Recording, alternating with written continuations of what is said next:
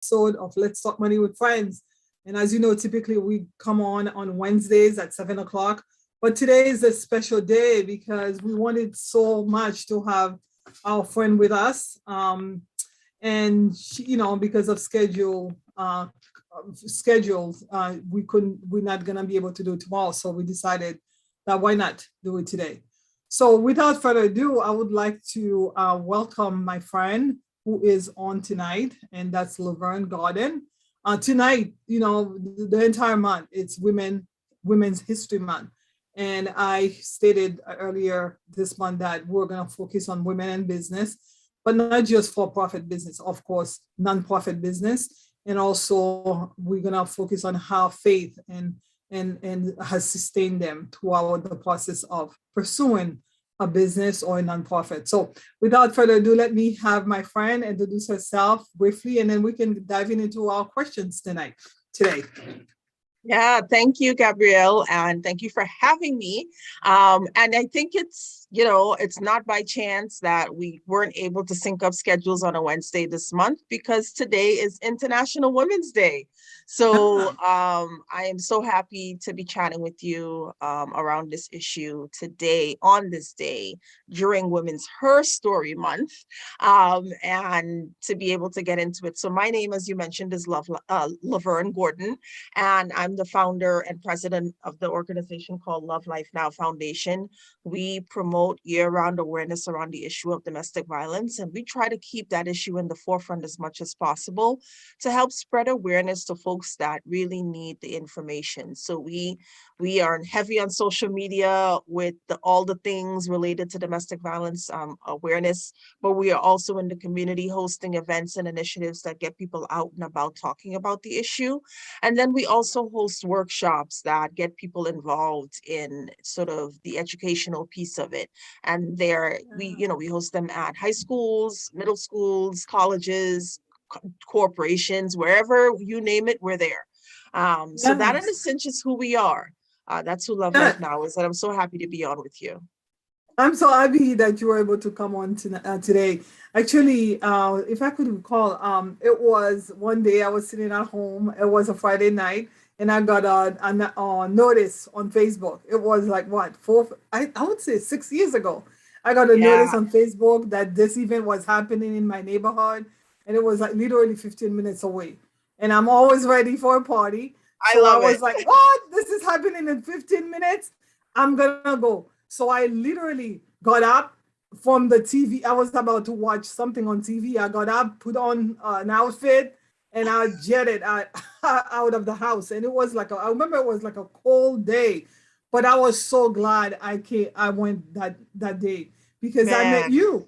And that was my first time meeting you, Laverne. And you were so welcoming and so loving. And I was like, oh, this lady is awesome. And of course it was you remember it was like the day that you had it in Dorchester, the event that we're going to be talking about today. But ever since then we've been connected, and we're going to share more. But I always have questions because I want to have a guided conversation. I just want to say, this is Women's History Month, and also today is the International Women's Month day, celebration. Yeah. So, I mean, can you tell us, a woman who's impacted you or who has inspired you, not only in the field that you're doing, but also in your life altogether? Yeah, so I would say, and I actually just lifted her up yesterday via a newsletter that's going to go out for the Massachusetts Women of Color. I sit on the leadership committee there, and I just talked about her yesterday, and I'm going to talk about her today again because she really does mean that much to me. Llanera Corrido, and I always screw up her last name, so Llanera, if I did it again, I apologize, but Llanera is a Criolla, a Cape Verdean woman that I met when I started my journey in domestic violence awareness. I had sought to volunteer at a domestic violence shelter, and Llanera was the shelter director of Penelope's Place Shelter, which is run by Health Imperatives.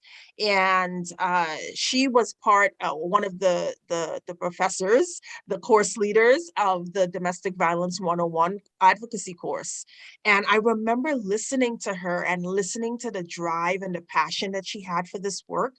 And that made me even more excited to get involved in this work, to be done with the course and then to go on to volunteer at the shelter. And her light and her passion, I have always been enamored by. Even when she left Health Imperatives to transition to Brockton Neighborhood Health Center, she really expanded the work for the Creolas in her community by expanding awareness around the issue of domestic violence on social media. But then she also helps Creolas understand their rights as it relates to immigration status. And I just, whenever I see her, I feel full. I feel enlightened. I feel excited. And yeah, so that's one of my sheroes to this day is Lanera. Shout out to you always. Definitely. We always have multiple women. I know I have plenty, too many to count here, but yeah, it's Yes. awesome. And I do believe, I do say that, in all honesty, you are one of them, because I'll tell you a Oh, little bit later. Because maybe I should say it now. I love people who have passion. But I yeah. tell you, you cannot have passion and compassion if you haven't gone through something. It's very Yes. difficult to really empathize with other people if you've never felt pain in your life. So, Oh. can you share with us a little bit? How did you get, and how did you get involved or get started in domestic violence work, as well as Love Life Foundation, the foundation that you the executive director of? Yeah, so that's and what you said there is so awesome. You cannot have passion without compassion. I love that. And some people I know some people are able to, but in a general scope, once you've been through that thing that person is going through, man, it connects you for life, right? There's no jumping ship, there's no segue into something else. You are always there for this thing, right? And so, I would count myself as no exception because I was a child witness first to this issue, growing up on the island of Trinidad, where I lived up until I was 15. And it was because I was watching our father brutally abuse our mother. And being the middle of five siblings, for me myself, I always said that would never be me. At the time, my mom was uneducated, wholly financially dependent on our father, barely had like I said, an elementary school education. And then our father, on the flip side, was well educated, articulate, had a college degree, and was the sole financial breadwinner. And, even though I hated the monster that he was to her, I always said that I wanted some of what he had, that level of attained goals and, power. Right. And so once I, was old enough, I started working an entry-level job in corporate America and was going to Suffolk University at nights in Boston. And things were great. At one point, like I felt like I was somewhere close to being on his level, right? I was in the States. My two older siblings stayed back in Trinidad, and my mom and my two younger brothers he finally let her go after almost 30 years of marriage to come to the States and live here with us. And so, working this job, going to school, I thought I almost had it all together until I met this guy. He had tried to get my attention for about 2 to 3 weeks. And once I did, we started dating. Things went fast and heavy. And 3 months into the relationship, it was like Dr. Jekyll and Mr. Hyde. He became flippant with me. He started accusing me of paranoid things one morning, and then slapped me so hard that I saw stars. And then he stormed out and left me there with, I'm holding my face, painful, tears streaming down, wondering what could I have done to not make him act that way. And in reality, there was nothing that I could do. But on the onset, when he slapped me, I said, you know what? I'm done. I'm through with you, right? In my mind, I'm like, I'm not doing this. I didn't have a name for what was happening. I just knew that I sort of, sort of thought about what my mom was going through, and I know that it was similar. But I said, you know what? I'm not going to be her, right? And I, for about a weekend, that's about all it lasted. Wow. I was sort of set on not going back until that Sunday night. He showed up to the house that I lived in, and dropped off 2 dozen purple roses, my favorite color. I wasn't at home at the time. So when I went into my room, there are these beautiful flowers waiting for me and a note that said, I missed you. I love you. I'm sorry. Call me. And I had a slew of messages from him asking him to call me. And all of it sounded very remorseful. So I did. I called him back to hear him out. And in that apology, he said, in part, I love you so much that the thought of you being with someone else drives me insane. And I sat there and I thought to myself, as I'm listening to him on the phone, hearing him rationalize why he did what he did, putting some of the blame on me, right? And I believed it and I took some of it, right?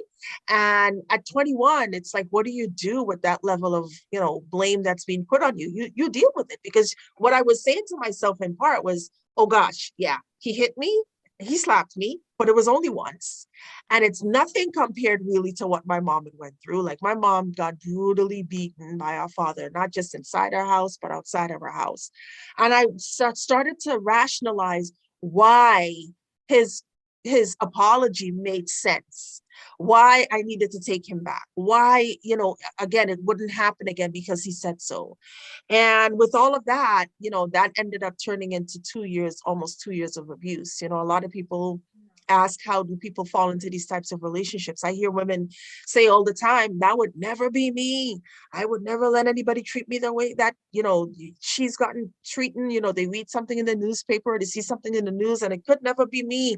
And that's just simply not the case. You have no idea mentally what goes on in victims' heads when they decide, okay, you know what, I'm going to forge it through, because maybe they're thinking, at least for me, I was thinking, lightning's not going to strike twice.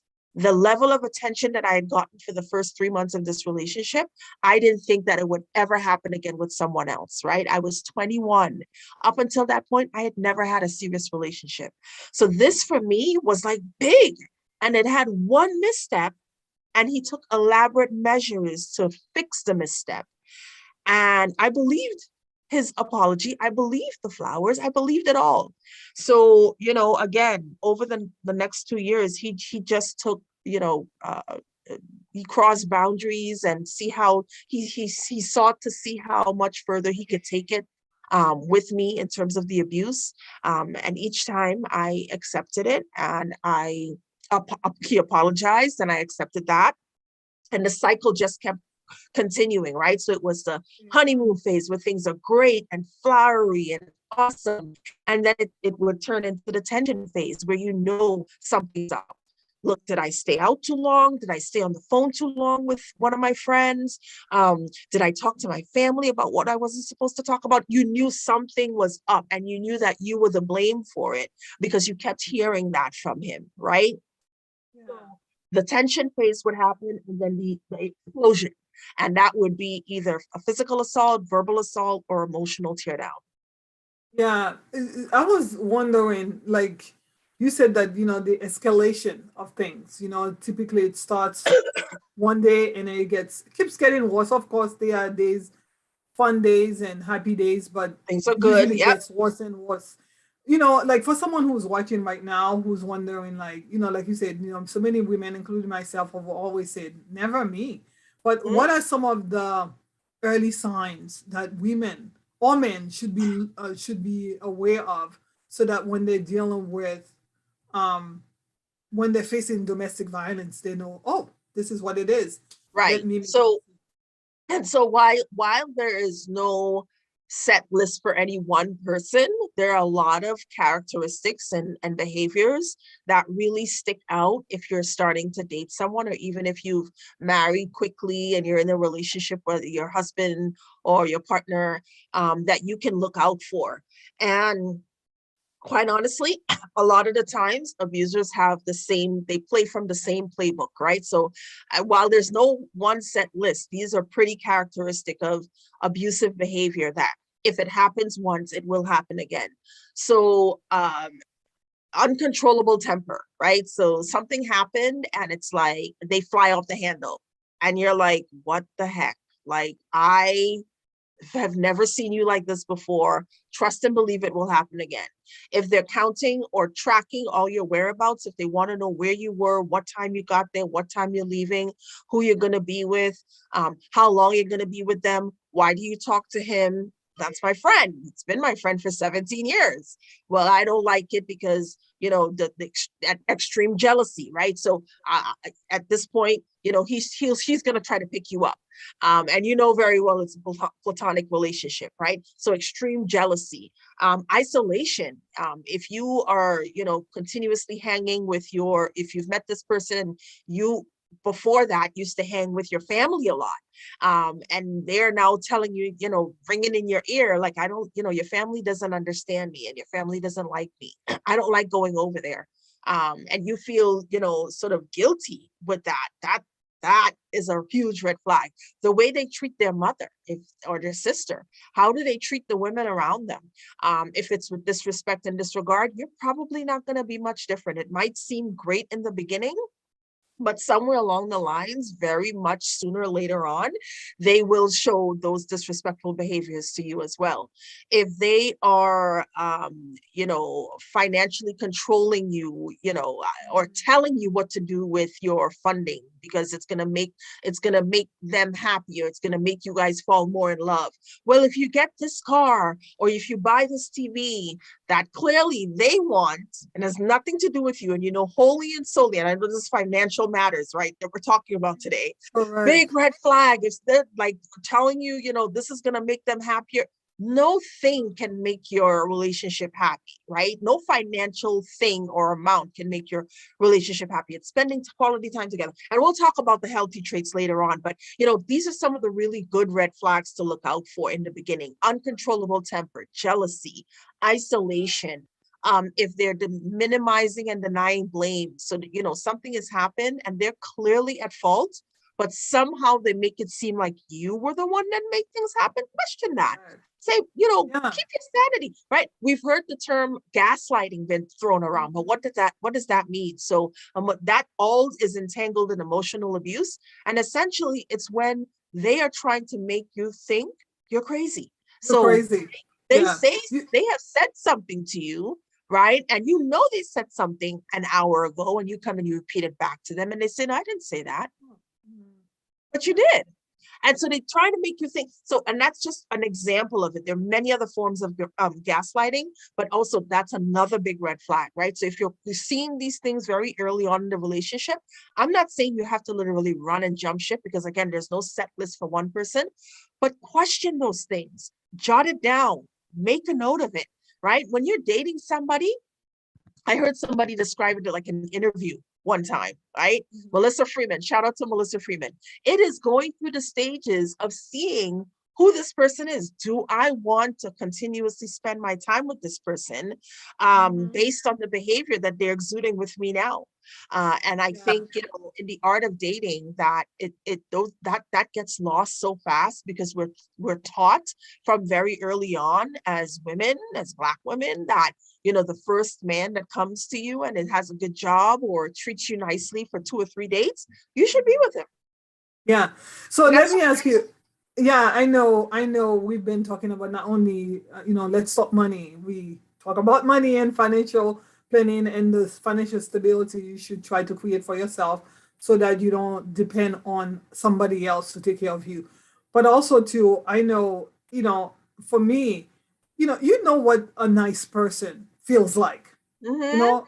You know what someone who's nice feels like. And you feeling the, if you constantly feeling like this nudge that this person is just not nice. But again, in order for you to know what you want in life, you have to, again, going back to what we've been encouraging everyone to do, is creating a plan. Would you suggest, like as someone who's trying to fight and trying to bring awareness against domestic violence, would you also suggest that men and women take the time to create a plan for themselves, for their own relationship, so that when they see something that that's not part of the plan? Because I know for me, recently I had to make some strategic decisions because I'm like, wait a second, this is not part of my plan that I've just created for me this year. And because it's not part of my plan, I gotta say goodbye. So what would you suggest the same thing? So I do, but in the form of boundary setting and in the form of self-awareness, right? So if you get to know self, I think that's your plan right there when it comes to dating, because nobody else, no, I don't care who it is. It could be family, it could be work, it can be dating. Nobody else can enter your space and then tell you who you are, or define who you are, right? Even better, right? If Gabrielle knows who Gabrielle is and what Gabrielle is hard and set on, so I must always spend time with my family. And I say the word always, but you're accustomed to spending time with your family. So somebody coming into your space and saying, I don't want you spending time with your family because I don't like them. No, that's on you. That has nothing to do with me, right? I know that, right? That's my self-awareness. I love to pray. I love to, and again, I'm just throwing these things out. Read the Bible. Read the Bible. You like to pray. You like to take time for We like to talk about intellectual issues versus all of that. Gossiping, yeah. If you make time for your prayer and somebody's infringing on that when you're dating someone, that's a problem, because this is something that I need for myself. It has nothing to do with you. So you saying, oh gosh, I wanted to watch this movie and you're always going to do the prayer thing, and that's a problem. And I know that's a problem, because that's part of my daily, that's my plan. That's me. That's part of who I am. That's part of what brings me joy, right? And so there are other things, it could be writing in a journal. It could be, volunteering. I'm hard set with volunteering once a month with this organization. This brings me joy. Man, why you got to do this volunteering thing? I want to go to the movies. No, no. So creating sort of those boundaries that are hard and fast. And again, when you go into a relationship and you know that this is part of what makes Gabrielle, then nobody can sort of trample on that, because you're hard and fast on it. And I'm not saying you come into a relationship, because plans are made to be broken sometimes, right? Our plans are not God's plans, right? So, but you can make some compromise, and the things that you're willing to make compromises on. And sometimes, if it goes against those things, far left, I think that's when you start to question those things. And again, being self-aware is really key for anybody in a relationship. Yeah, and I think you're right. With everything, you ought to be flexible. And if you're someone who's happy, who's joyful, you are going to be flexible. Oh, it's a beautiful day out. It's sunny. Let's go for a walk. Yeah, let me just, instead of being here, let me get you flexibility. I can move my prayer time to 6:00. Exactly. Or I can do it at the beach, which I cannot wait to do now. Exactly. But if they're telling you that you need to get rid of that because that's infringing on your time together, what's the rush? We got a whole dating time together. Like, what's the rush? I'm sorry, what? Exactly. And that's with everything. Like, for example, it could be, I love music, so I like to go to concerts, I don't just pray, people. You and I, we have a lot in common. You and I, we have a lot in common. We'll share a little bit about that. I had to do a number of different things, but when someone said, I remember one time someone said to me, how many times do you do your hair? Like, excuse me? Like, because I went to the hair salon a couple times, because, that time I was like, oh, I'm going to the hair salon a few times. I said that. So it's like the controlling factor. It can happen. Yes. Yeah. So I wanted to say that, you wrote a book. You wrote a book, and the book really has, I have not read the book, and I'm not going to be a liar by saying I've read it. Because Don't be a liar. I was doing COVID, and you had several book signings, but they were like an hour away from me, and it was doing COVID. There was always, but I am gonna read the book this year, and I'll promise I will email you, let you know. But yeah, can you share a little bit about why you felt like you needed to write this book, and also for those who haven't read or are looking to read it, what can they learn? What they're gonna learn about you, and also domestic violence that really will help empower them. Let me have the picture here too as well. Good question. Good question. Look at you getting on technical, Gabrielle. I love it. I know. So yes, so it's just sharing the screen. Yep, there's the cover of the book. Thank you for sharing that. I appreciate you. And essentially, the opportunity to write this. I was trying to take a screenshot. The opportunity to write this book came to me, yes, during COVID, where I was approached by the publishing company.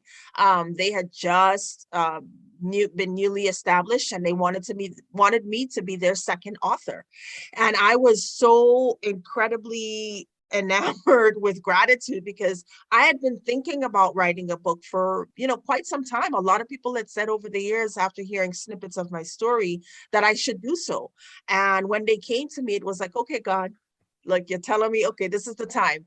And so I did. I wrote the book. I started writing October of 2020 and finished January of 2021. So about 4 months, 5 months, or 3 or 4 months.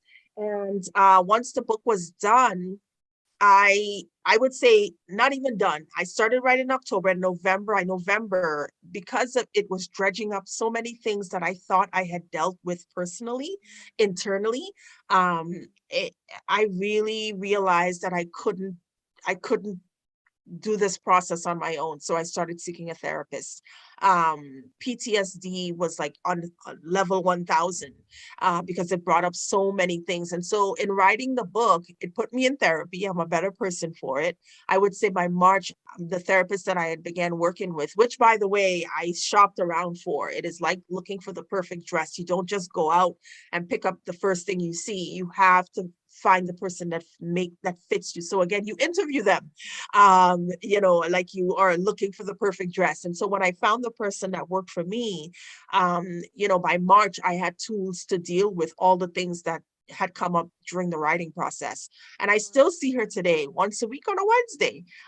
That is part of my self-care. That is part of my no boundary crossing, because that time is for me. So that being said, the book essentially is chronicling what it looks like to be a child witness to this issue. Children are often the forgotten victims in these cases, and they go on to take on their parents' trauma, the victim's trauma, and that follows them into adulthood and really translates into many different things. And for me, it meant that it translated into me becoming a victim. Even though I said it would never be me, subconsciously I learned from my father what it was to give love to someone else, and I learned from my mother what it was to receive love. And with that, it's like, again, I wrote about what it meant to sort of miss the red flags that were glaring at me in the beginning, what it looked like to be in that type of relationship for almost 2 years. But it also talks about what leaving looked like. And leaving was dangerous. It's the most dangerous time for victims. It really fleshes that out and what that could mean. So when people say, you should just leave, it really sort of gives a background version of why it's so hard for victims to just pick up and go. It's not that black and white. But then it also talks about what not just surviving looks like, but what thriving can look like after abuse, that you can't have life and love after abuse. First for self, because that was huge. I really realized that I could no longer put my happiness and my self-love in the hands of someone else. I was responsible for that. I am responsible for that. There are a lot of people that are walking around today, and this is why we chose, the publisher, we went this way with the cover, was because there are a lot of people who present like that one half of my face, right? Like that everything is fine, everything is normal, everything is great. And then behind closed doors, even if they've never been physically hit, they are walking around with emotional scars that never heal. And that is not just for people that are dealing with domestic violence. That's for anybody that's experienced trauma. We are walking around looking like everything is great and fantastic, but again, those emotional scars oftentimes do not heal. And it's so important to, again, self-care once you've left these types of relationships or gone through any trauma. And that in part involves counseling. So I'm a really huge proponent for mental health now after going through this process, to encourage people that anybody can get counseling. I mean, during the pandemic, I think it really sort of peeled back the layers of how much people were going through and still are and will continue to go through post-pandemic. And it really is, more accessible more than ever to get paired up with a mental health counselor. The I ability to have agree. telehealth.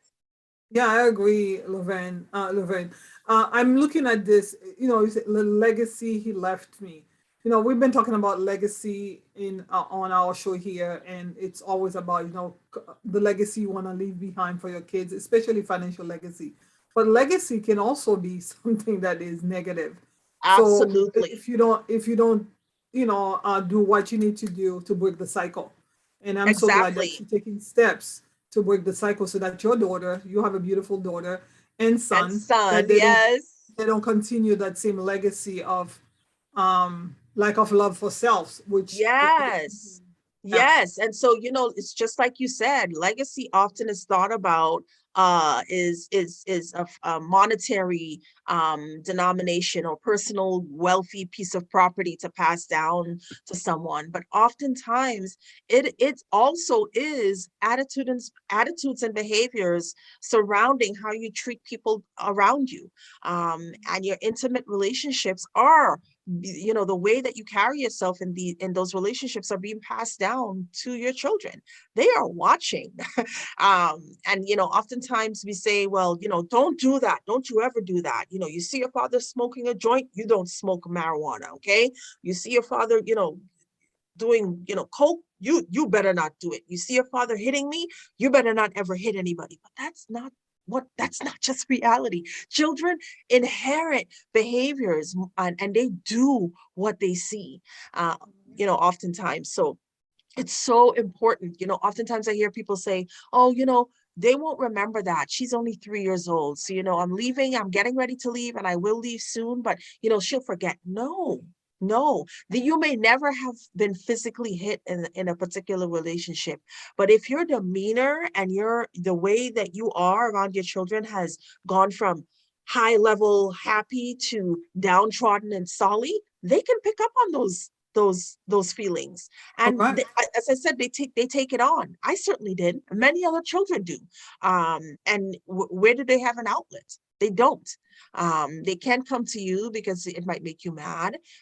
They can't go to whoever the perpetrator is because it will make them mad.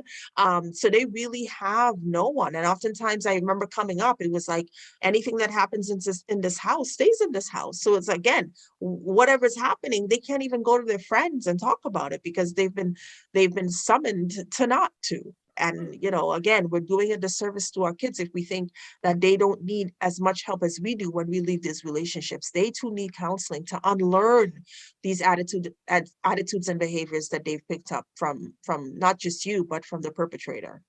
Yeah, definitely. And I just want to say that we are here today because of the awesome work that you're doing to Love Life Now Foundation. Love Yeah. Life Now Foundation is such a powerful organization, really changing lives. And I know that you are someone who loves to travel, you love to go overseas, but every time you go overseas, you don't just go for fun. You take the time to go visit prisons, women Yeah. prison, and also domestic violence Agencies. agencies or shelters. Yeah. I know Yeah. we had a personal experience. Can you tell me exactly tell me about one trip you've taken that had the most profound impact on you? And then you start thinking Wow. about the women. Because I know I took one trip with you and I still remember that. That's why I I, care so much I about I will talk about that one because that one was, I think that was very much different because when we took our trip to Brazil, Rio de Janeiro, yes. I decided to make a trip to the local prison, but not just not the local prison. I'm sorry, the local police station. But this particular station, I really had interest in learning more about because they were specifically set up for women to come in and report crimes against them, domestic violence, rape, sexual assault, right? And I really wanted to learn more because it wasn't that old. This particular police station wasn't that old. In Brazil, the numbers of femicide is so high.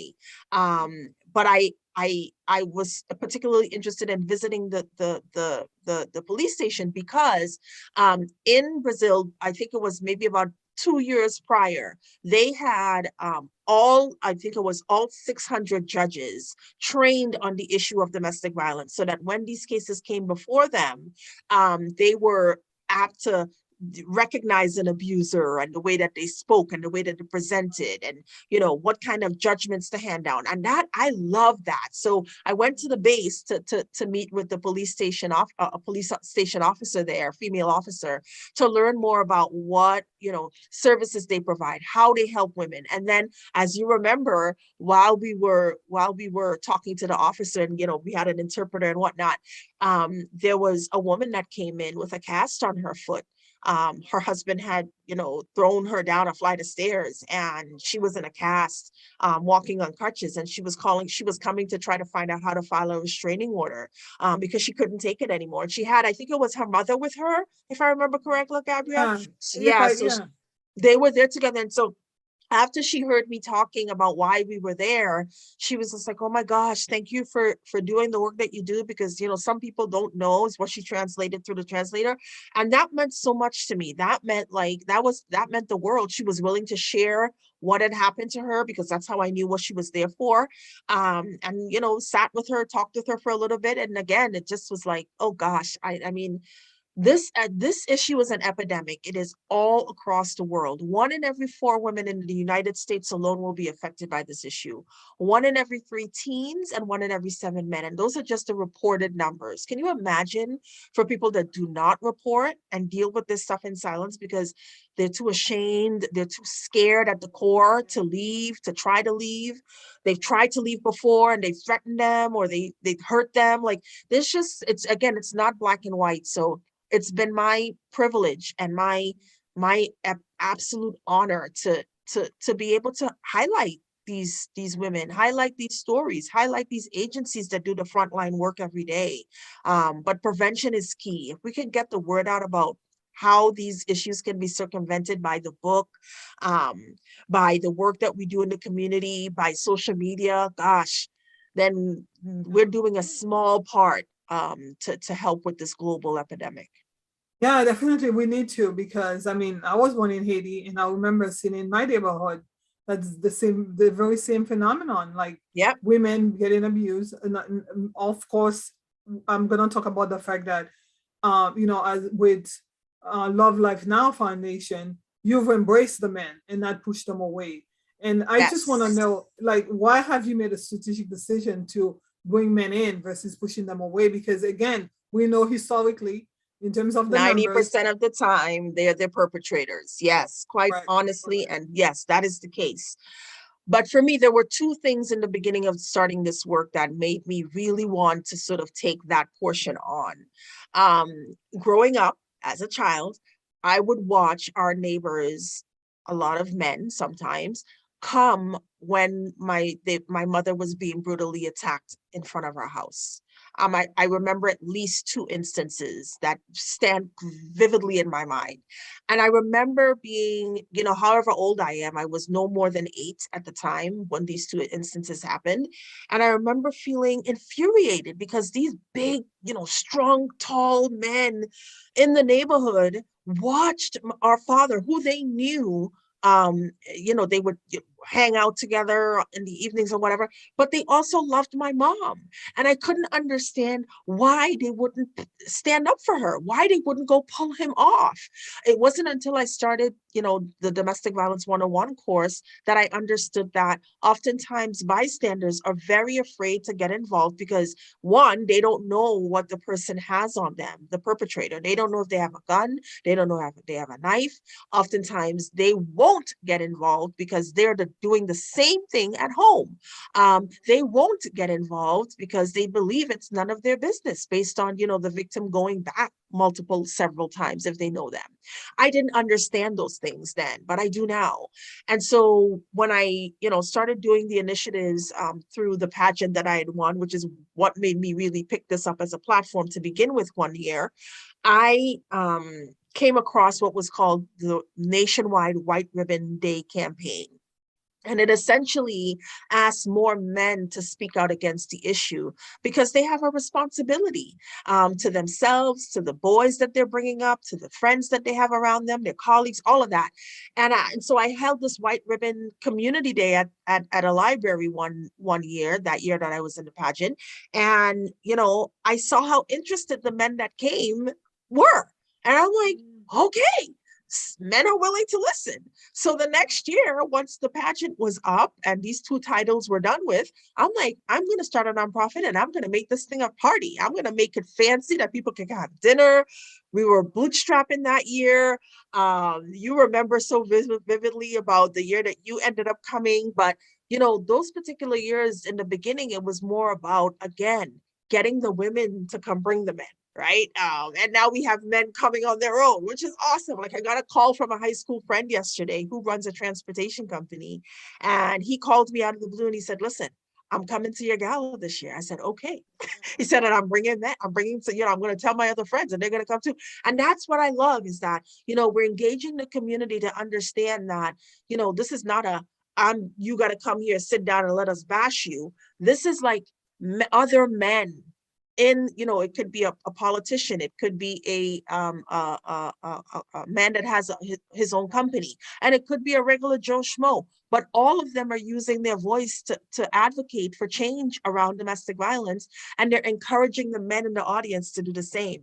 And so this year is a little different.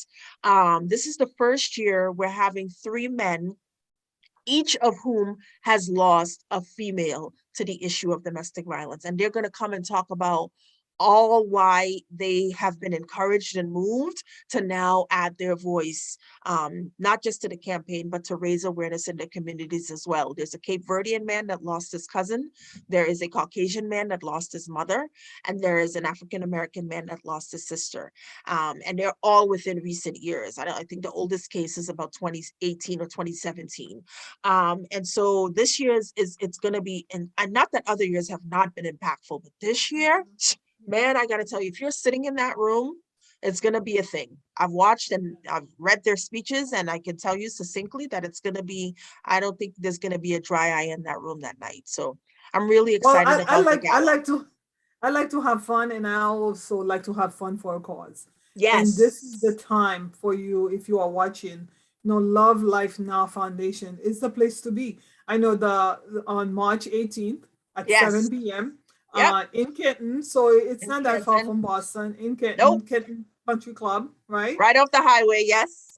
And then if you are someone who's internet, actually the tickets you can buy them right online, Right correct? online. It's right on our website. If you go to lovelifenow.org and go to our Correct. events tab, there you go. That's the flyer. Yep. If you go to our There's the events flyer for tab, and if you go to lovelifenow.org and our events tab, you can find it right on there and click and get your tickets right on there. So yeah, I mean, it's going to be a really impactful night. Dinner, dancing. Yes, you're going to cry a lot in the beginning, but then you're going to wipe those tears and say, you know, I'm going to pat yourself on the back for being a voice. Just being in the room is part of change, right?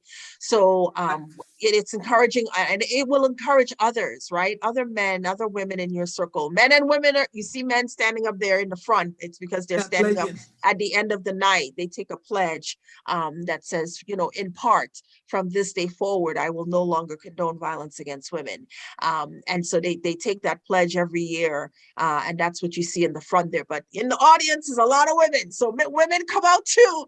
Get your dresses out. You know, it's been a while since you've been out and you want to come. So I know last year you had something on Zoom, and I yes, we was have. on Zoom. Yes, so that we opted to make it a global awareness night. So this night is where we enlisted men from all different parts of the world to come on and say why they are against violence against women. So we had men from Spain, we had men from Brazil. Our interpreter from Brazil, he was on there. We had a man from London. We had 2 men from Africa, different parts of Africa. We had a man from Trinidad. We had a man from Jamaica. So it was a It's global awareness night that really talked from each different platform, country, to show how they are supporting no more violence against women. So it was a I really know. fantastic. Yeah, I know the 18th. It's just less than 2 weeks away, and there's some Yes. people who are watching saying like, "Well, I wish I could come. I wish I could go, but unfortunately, the timing is not right for me." Can we talk about like donating to this Yes, awesome organization? gosh, every dollar counts. So yes, you can donate right on our website, lovelifenow.org/donate, or you can go right to the donate tab on the website once you land there. And yeah, gosh, every dollar counts towards this work. So we appreciate your support. And even if you're not there in person, we will appreciate you there in spirit. So I appreciate anybody that decides to sort of take sort of the direction to want to help. So Yeah, yeah, and definitely. part of the proceeds benefits AFAB. It is Yeah, Fab. the I, I always say AFAB. I'm horrible with pronunciation. So Fab. AFAB in I know, but Dorchester. the reason I know, I'm bad too. The reason I know because that's a Haitian. Well, it's Yes, run by yes, Colleen Desiree, one of my favorite exactly. person. Yes. Exactly. So we're benefiting them this year with the initiatives that we host. Which by the way, I need to give Carmela a call. But yeah, so yes, so please, they are a domestic violence agency, specifically geared toward helping Haitian women affected by the issue of domestic violence and immigration issues as well. So please, please, please, if you would love to come, please, I would love to see you. Yeah, definitely do your part. If you're watching, we want you to do your part. That's why on this month, March is Women's Women's, History Month. And yep, today is International Women's Day. We want you, yes. if you're a woman, take part. If you cannot come to the gala, just donate to this awesome organization because I know I had mentioned offline, I think, when I went with you on that trip. And I remember sitting there in that the precinct, it Police was like station, a yeah. police station. And I saw the passion and the compassion, and you started bawling. You had so much compassion for this lady, and I was like, oh my gosh, she really is she's committed to this work, and For she could sure. empathize so much with this lady, and Mm-hmm. I'll never forget that. And this was like one of the highlights of my life, Yeah. having had the Wow. opportunity to travel with you and to see Yeah. what's happening globally. I mean, I grew up Yeah. in a country where I saw it, and I, at the same time too, because I believe that you need to spread love, and that's Yes. why I Love Life Now Foundation. It's That's it. the organization to support. So thank you so much, Laverne, for being here today. Thank you for I having me. hope and pray.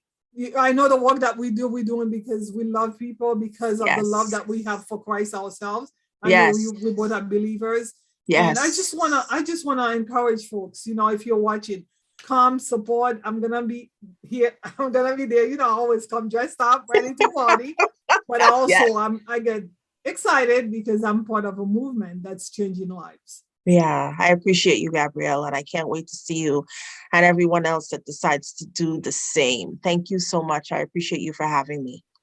Yes, thank you so much. Have a blessed day. See you Thank next you. week. We're not gonna have a Yes. show tomorrow night because we had it today. This Yeah. will be played again tomorrow night. And yeah, see you next week. God bless you all.